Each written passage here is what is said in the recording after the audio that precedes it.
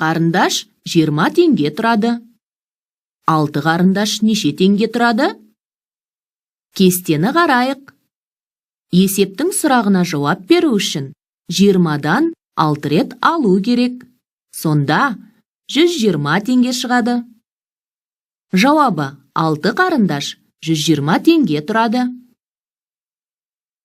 Құнын табу үшін бағасын санына көбейту керек. Кері есеп құрастырайық. 6 қарындаш 120 теңге тұрады. Қарындаштың бағасын тап.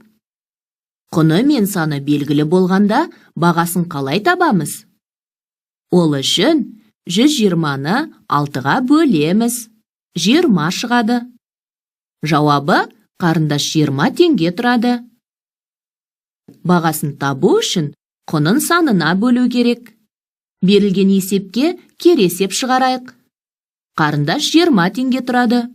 120 теңгеге неше қарындаш сатып алуға болады?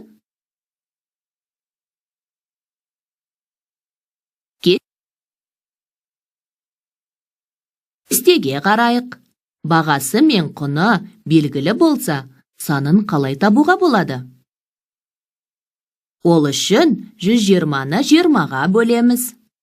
Жауабы 120 теңгеге 6 қарындаш сатып алуға болады. Санын табу үшін құнын бағасына бөлу керек.